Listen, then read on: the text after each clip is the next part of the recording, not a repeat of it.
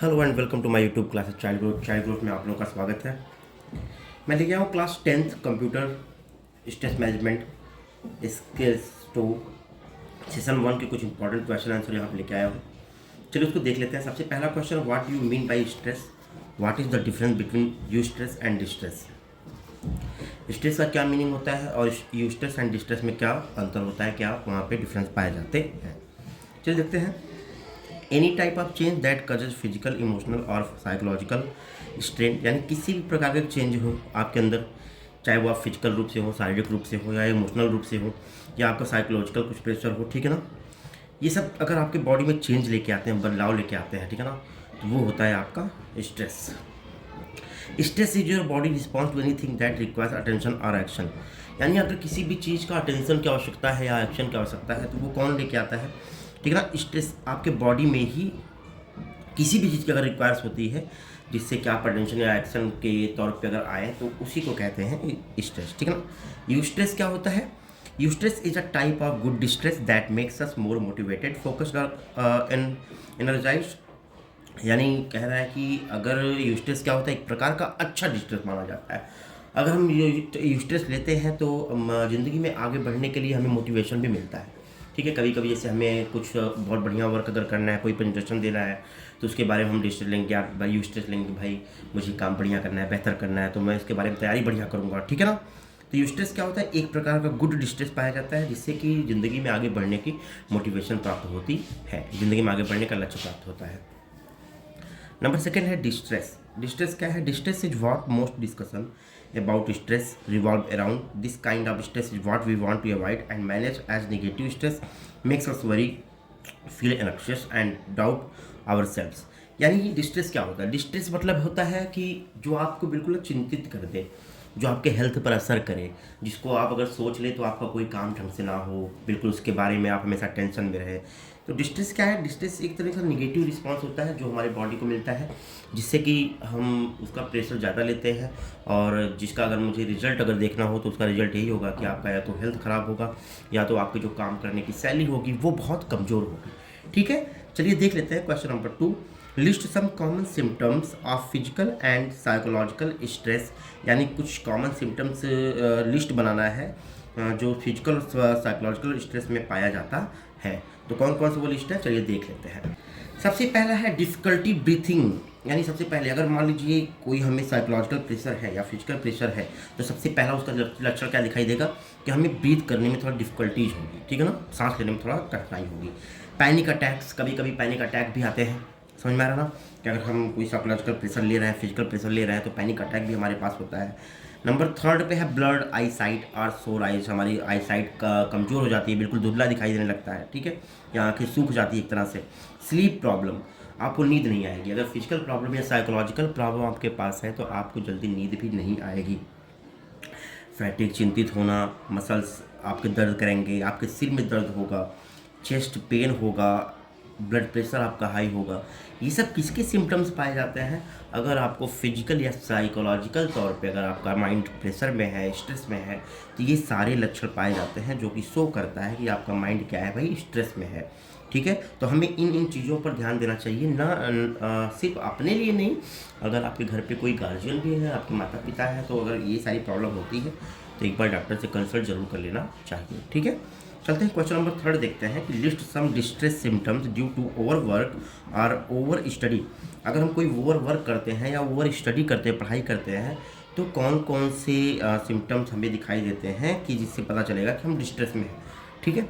तो चलिए देखते हैं। सबसे पहला चीज़ क्या है कि organisation culture, okay, bad management practices, ठीक है, और job content and demands, physical work environment, relationship at work, change management, lack of support. ये सारी चीज़ें हैं जिससे हमें क्या होता है कि हम वर्क करते हैं, वर्क स्टडी करते हैं, तो हमें ये सारी डिस्ट्रेस सिम्टम्स दिखाई देते हैं, okay.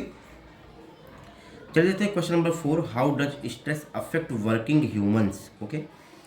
How does stress affect working humans, यानी किस प्रकार स्ट्रेस जो affect working humans, working women's रहेगा, ह्यूमंस नहीं वुमेंस, ठीक है ना, WOMAN, यानी किस प्रकार स्ट्रेस वर्किंग वुमेन को अफेक्ट करता है, ओके। चलिए देखते हैं इसका answer. Since stress result from excessive demands and responsibilities place on an individual, ठीक है।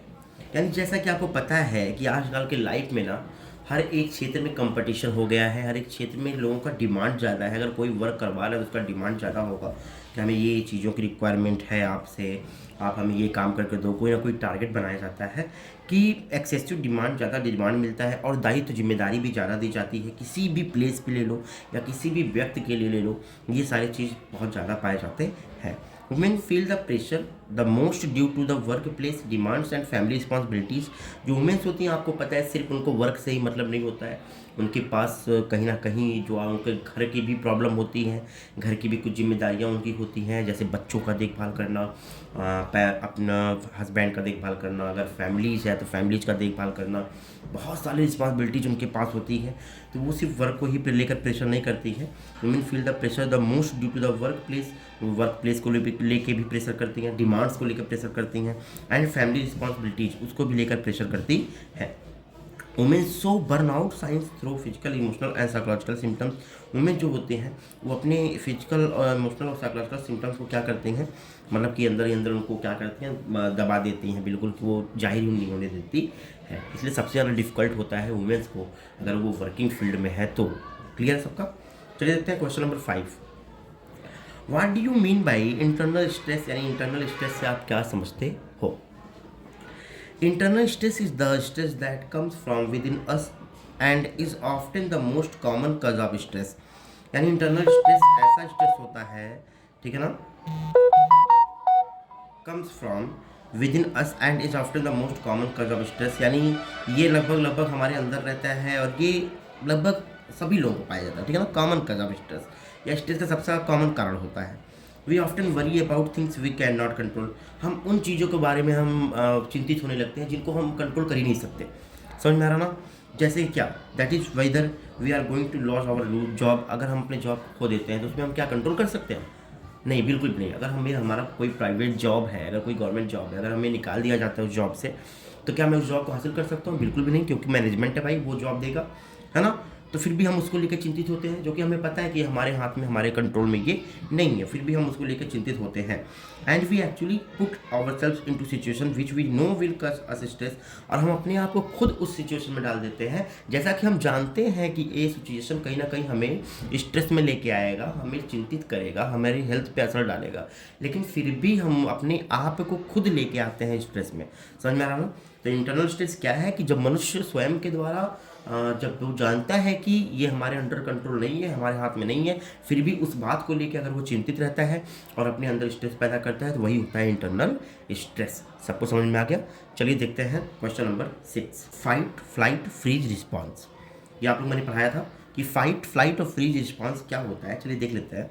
The fight response is your brain body way of facing any perceived threat aggressively. यानी अगर सपोज दैट आपकी फाइट रिस्पॉन्स क्या होगा, suppose आपके सामने कोई ऐसी घटना होने लगी कि जिसमें आपके बॉडी को एक्शन लेने की आवश्यकता है, आप तुरंत बॉडी को एक्शन लोगे, उनसे फाइट करना स्टार्ट कर दोगे, ठीक है ना। ये आपकी क्या होता है कि फाइट रिस्पॉन्स क्या होता है, आपके बॉडी का तुरंत एक्शन लेना और उस पर वर्क कर देना, ठीक है ना, वो भी एग्रेसिवली, यानी आक्रामकता के तौर पर, ठीक है ना, आक्रामक आप हो जाएंगे। फ्लाइट मीन्स क्या होता है, your body urges you to run from danger. यानी फ्लाइट मीन्स ये होता है कि आपका बॉडी आपसे कहेगा, आपसे बहस करेगा कि आप उस जगह को छोड़ के, आप उस खतरा को छोड़ के तुरंत भाग जाओ। सपोज अगर कोई पेड़ गिरने वाला है आपके आसपास, ठीक है, तो आपका बॉडी क्या कहेगा, आपका ब्रेन क्या कहेगा, भाई भागो यहाँ से, तुरंत भागो, ठीक है ना। तो फ्लाइट मीन्स क्या होता है, अगर आपके पास कोई डेंजर है, कोई खतरा है, तो आपकी बॉडी तुरंत आपसे कहेगा कि आप यहाँ से दूर निकल जाओ, उसको बोलते हैं फ्लाइट। ओके, जैसा कि फ्लाइट से आप समझते हो ना, फ्लाइट उड़ने वाला, फ्लाइट का मतलब क्या होता है, उड़ना यानी भागना। Okay, number freeze. फ्रीज का मतलब ही होता है एक ही जगह पर क्या हो जाना, रुक जाना। Freeze your body's inability to move और एक्ट अगेंस्ट अ थ्रेट। अगर कोई थ्रेट आता है, कुछ भी आता है कि आप कुछ नहीं कर सकते, उस समय आप अपने आप को क्या महसूस करते हो कि आप वहाँ पे फ्रीज हो गए हो। क्लियर सभी लोगों का? तो ये था फाइट फ्लाइट एंड फ्रीज। तो ये था आप लोगों का कुछ इंपॉर्टेंट क्वेश्चन आंसर सेशन 1 का, चैप्टर नंबर 2 का। तो मिलते हैं नेक्स्ट वीडियो में, तब तक के लिए बाय बाय स्टूडेंट।